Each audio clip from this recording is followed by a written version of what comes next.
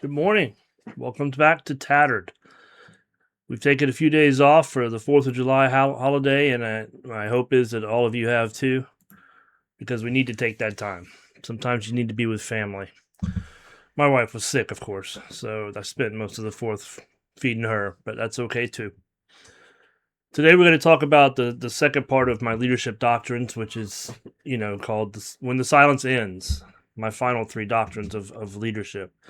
And the core idea of this is the first three doctrines kind of set the foundation: truth, process, and silence. The last three are where leadership either becomes real or collapses under pressure. Last time we talked about the first three doctrines. The first is truth over optics and how important that is. Process is power. Sometimes we lean on process, sometimes we lean on it too heavily. But process is power. And finally, silence is a decision. Remember, leadership is making a decision before silence makes it for you. Those matter because they define what leaders do when the room gets uncomfortable. But leadership doesn't stop with just telling the truth, protecting the process, or refusing to stay silent. The next three doctrines are where this leadership gets truly personal, and they ask, in many ways, a much harder question. What do you do with the people that are caught in the middle of the storm? Because at the end of every incident, every investigation, every complaint you ever deal with, every disciplinary decision, every organizational crisis, there are still human beings standing there. Some made mistakes, some were wrongly accused, some did everything right and still got torn apart by the process. And some are waiting to see if anyone in leadership remembers they're still a person. That's where these last three doctrines come in. It's important, too, that we realize that we're all humans. I've made mistakes, you've made mistakes. But one of the things that I look at when I'm dealing with an internal issue is, was this a mistake of the head or a mistake of the heart? If it was a mistake of the head, there could be many causes for that. It could just be a dumb decision, the wrong decision, a decision made in anger, a decision made in haste, or just the best of what they thought they had that turned out not to be. Decisions and mistakes that are made of the heart are the ones where we get into ethical problems. Ethical dilemmas, bad, not just decisions, but, potentially criminal behavior. Different category altogether. So was it a mistake of the head, or was this a yearning of their heart? Do they have a bad heart? Is this something we need to deal with in a more severe way? So fourth doctrine is people before narrative. Organizations love a narrative, clean summaries, easy to explain. Everyone will get this. There won't be any questions from the press. They love phrases that fit neatly into briefings, sound nifty, reports, press releases, hallway conversations. 140 characters for a tweet, right? Or a little soundbite. They even teach in PIO class to provide sound bites because they know that's what the press is going to grab onto.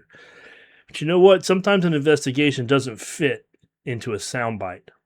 Sometimes we have to gird up our loins a little bit, get brave, and explain things.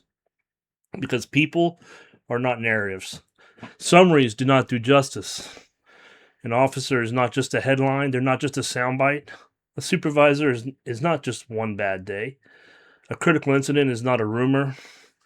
An investigation is not gossip with paperwork attached. One of the biggest failures in leadership happens when the story starts moving faster than the truth. In my own investigation, I heard rumors before I was even interviewed. Rumors that changed my knowledge of things and changed what I was, and I had to say it in the interview. Well, before I heard this, I knew this, but now I think this. How is that fair to the process? How did that get out? Everyone's sworn to secrecy, right? We all know how well secrets work in law enforcement. But once a narrative gets hold, people start defending the story instead of looking at the facts. They'll gloss over the evidence. They'll gloss over the video because they've already made up their mind of what the facts are based on a narrative. They begin to protect the image of the organization instead of the integrity of the process. Remember, in internal affairs, we're 51-49. 51% protect the organization, but 49% protect our people. And usually that aligns to 100%. They start treating the people involved like a problem that needs to be managed, instead of a human being who needs to be led. And that's dangerous. Because once someone becomes the issue, it becomes so much easier to just isolate them, to forget them, ignore them completely. Let them sit in silence while everyone else moves on. If you've read Tattered, you know how well that worked for me. Leadership means slowing it all down, demanding a fair process, demanding evidence. Before you ever listen to a summary or a narrative, you need to be looking at the evidence. Because then when you watch the narrative and you say, but I don't see that in the evidence, where is that? That prevents that narrative drift that I talk about in the book. Because sometimes narratives have to be refocused on where they were to begin with, because they tend to drift, whatever direction a certain leader might be pushing it. So leadership means slowing that down. Fair process, evidence. Avoid making a decision on a drifting narrative. It means remembering that the officer in the middle of the case still has a family, still has a name, still has a career. They still have a soul. And they may be sitting in their driveway staring way too hard at their firearm, wondering if tomorrow is going to be worth showing up for. We can hold people accountable without stripping away their humanity. In fact, real accountability requires humanity. Otherwise, it just becomes punishment from someone wearing a badge. Never let the narrative become more important than the person. The fifth doctrine is that pressure will reveal leadership. Anyone can sound like a leader when things were calm. Anyone can get up and say all the platitudes and all the nice words and all the lexicon of leadership. They could talk about integrity, courage, wellness, peer support, family, having your people's backs when there's no cost attached to it. But pressure tells the truth. Pressure reveals whether those words are just slogans or true values. When the phone calls start, when attorneys get involved, when command staff is nervous, when the media is watching, when the elected officials are asking questions or making statements about what's going to happen, when the agency image is on the line, that's when your leadership is truly tested. Not in a classroom, not in a policy manual. It's not during a promotion ceremony. It's tested in the storm, in the pressure. That's when leaders decide whether they're going to stand on principle or hide behind process. And there is a difference. You know, one of the things they teach you in PIO class is if you don't know what's going on, to lean into process and say, well, there is a process, it's playing out, but you can't just get to the point where that's all you're doing is just, we're dealing with this, we're dealing with this, we're dealing with this. At some point, you've got to answer questions, you've got to talk to people, you've got to be forthcoming, and you've got to let them know what's going on. Because process should protect the truth, and process should protect fairness. And it should protect the organization, and it should protect the employee. Weak leaders use process as a shield. They say, there's nothing I could do, or we just have to let the process play out. And then they'll say, well, sometimes my hands are tied. Well, are you the boss or not? Sometimes that can be true, particularly in a serious investigation or when there is an ethical lapse. But sometimes it's cowardice dressed up as pressure. Remember I said before, the most terrifying thing most cops have pointed at them that's not a gun is a microphone. It's scary. And people are listening to every word you say. Now, leadership under pressure doesn't mean interfering with the investigation. If anything, it means making sure that investigation stays between the guardrails of legality. It doesn't drift, right? It does not mean protecting people from consequences. People make mistakes. Police are not perfect. We're humanity too. And we make mistakes. And when we do, we have to be disciplined. And if we treat discipline as an education process, as learning, and do it out of love, you will get a better officer after they've made a mistake. Because I've made a lot of mistakes in my life, but I don't make them twice. I try to learn my lesson, and most officers are like that. They're going to learn how to do it correctly if they get called on it for making a mistake. It's not a reason to end their career. Doesn't mean interfering with the investigation, and it doesn't mean protecting people from consequences. Like I said, if they make a mistake, a day off, a letter in the file gets their attention. Send them to some training, make sure they know what to do next time. It does not mean choosing a side before the facts are known. As the ultimate arbiter, a commander, a chief, a sheriff has to be able to look at this case from the position of neutrality. This is what the officer said happened. This is what the investigation shows. Do those two combine? Where are the overlaps? Where are the differences? Maybe you need to talk to them yourself. It means refusing to abandon your responsibility just because the situation got uncomfortable. It means checking on your people. Don't abandon that guy. Don't let him sit for months and know nothing. Talk to him. Have your peer support team stay in touch. They don't have to talk about the case, right? Just give him a call. Talk to him. Say hi. How's it going? Hey, have you heard this? So and so got fired. So and so got promoted. Yeah, this is what happened. We got a new policy on this. Just keep them in the loop. Let them feel like they're still part of the organization so that they have something to hold on to. The biggest thing is making sure that process is fair, though. You've got to stay center line. You've got to be the judge. The judge is not supposed to be predisposed to either party. The judge is listening to render a judgment. And if they go into it and they're already leaning one way, then they're not a fair judge. Challenge bad assumptions based on summations or narratives. Don't get caught up in that. I can make up a narrative about anything from 3 different directions. And you might agree with me. Yeah, that sounds good. Okay, yeah. Well, then I can give it to you a different way, and you might say that sounds good too. You have to look at the facts. You have to look at the evidence and read the summation or narrative last. Because at that point, you'll have an idea what the facts are. Demand evidence. Means asking whether the facts support the direction things are going. Why are we thinking this? Why are we going this way? Where did that come from? It means having the courage to say, whoa, slow down. Are we doing this right? Or have we allowed the narrative to drift from what this evidence actually shows? Pressure doesn't create character, it exposes it. You do not rise to leadership under pressure. You reveal whether you had it in you all along. My 6th doctrine is recovery is leadership responsibility. This may be the one we miss the most. We talk about critical incidents, we talk about discipline, investigations, findings, outcomes, policies, corrective action, but we don't talk enough about recovery. Whatever the outcome, even if the officer is found to be not at fault or that the complaint is unfounded, they're still damaged. They've been through something bad. And we as leaders need to acknowledge that and work to bring them back to where they were before. If you don't, you'll end up with a bunch of people who don't want to do anything because they're afraid they'll get in trouble. And even if they didn't do anything wrong, they still go through a months-long investigation, and then they get kicked back out on the street without 2 words of, I'm sorry.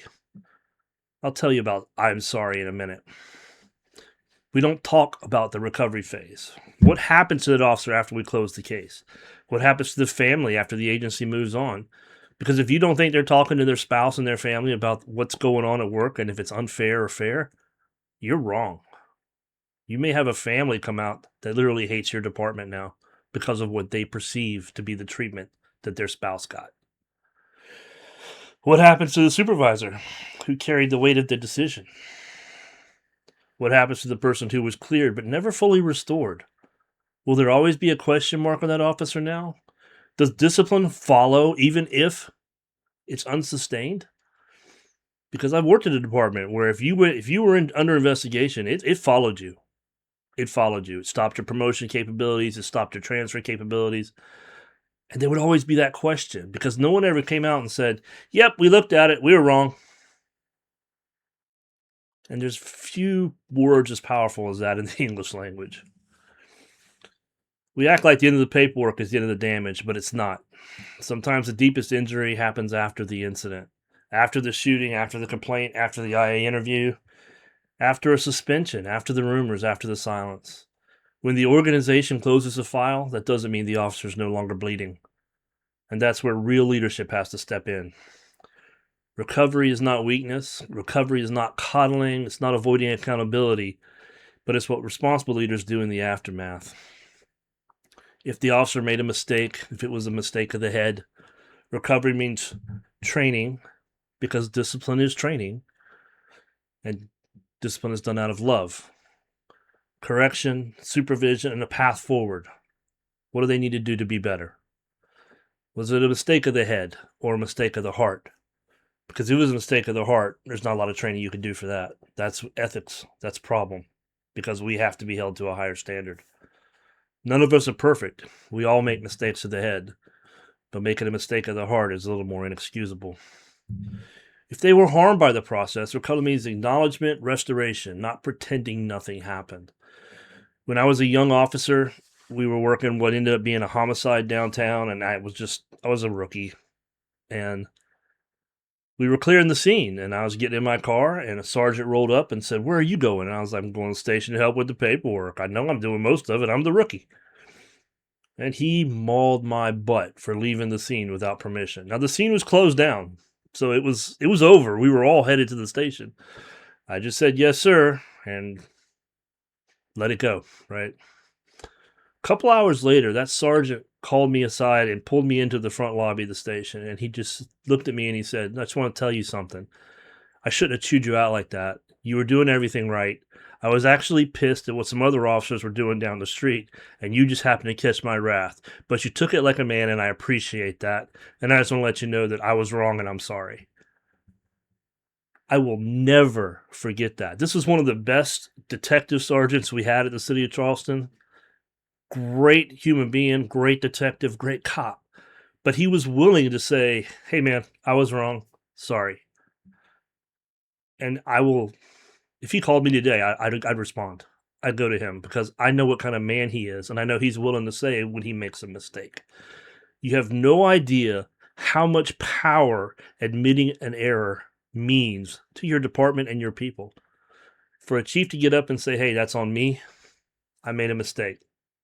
Won't happen again." It's incredibly powerful because a lot of chiefs won't do that. They don't want to do that, and they just won't. So if your assumptions are wrong, the case comes out a different way, it means acknowledging and saying, "I was wrong." Absolutely tell them you were wrong. And this is where peer support matters. Supervisors matter. We talk about peer support for critical incidents. Well, what's more critical than a potentially career-ending investigation into something that you may or may not have done? That's pretty critical. Peer support needs to be involved. Chaplains, sheriffs, commanders need to be checking in. And if it means the chief needs to call a roll call and show up and say, "Hey, I'm back. I want to let you know Sergeant so-and-so is under investigation." That claim was not sustained, and he is good to go, and I appreciate the job he does. That's incredibly powerful. Absolutely incredibly powerful. No one ever said IA has to be perfect. IA has to be accurate and fair. Somebody has to make that call to stay in touch with the officer. And if they say those magic words, "I'm fine," that means you're asking twice. You're digging deeper. Somebody has to sit in the office, the parking lot, the driveway, or the squad room and say, "You're not done. You still matter. The sun will rise tomorrow." Closing the file is not the same as healing the person. So the 6 doctrines are not just slogans for me. They're a test. Truth over optics. Will you tell the truth when appearances are easier? That's a tough question in law enforcement today. It's not one people like to be asked. Process is power. As will you protect fairness when your emotions are high? Early on, I was taught never discipline in anger. If you discipline in anger, you will make a mistake. So I've always been very careful to at least wait a day before I have to deal with a disciplinary issue. Never discipline in anger. Will you protect that fairness when your emotions are high? Silence is a decision. Remember, will you act before silence does damage? Will you make a decision before silence makes it for you? Because saying nothing is a decision. People before narrative says, will you remember the human being inside the story? Remember that they're human and they make mistakes and they have bad days. But for the most part, most officers in law enforcement make mistakes of the head. Mistakes of the heart are rare. But mistakes of the head, yeah, it happens. Everybody's had a bad day, right?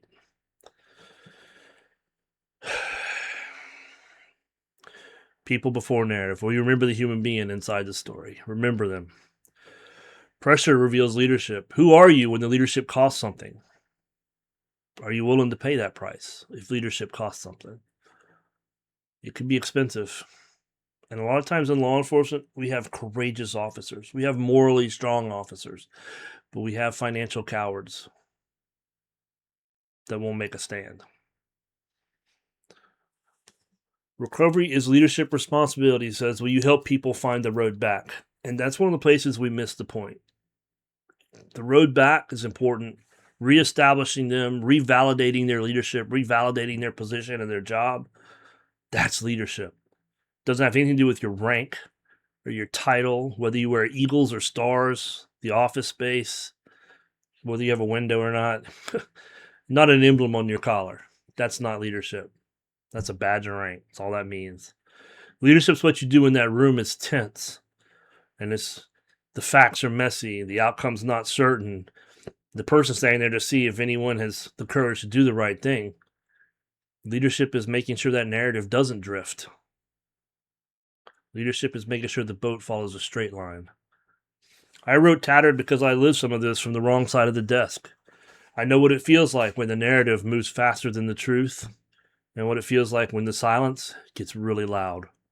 I know what it feels like when the process becomes something you just survive instead of something that protects you, or you feel like it's attacking you. But I also know this: people can come back, careers can continue, purpose can return. Leadership can grow out of pain if we're honest enough to learn from it. And that's the point. Not bitterness, not blame, not staying stuck in what happened. The point is making sure we lead better because of it, because the blue line is thin enough. And if we're going to say our people matter, then we have to lead like they matter before they break. Stay in the fight. We are the peacemakers.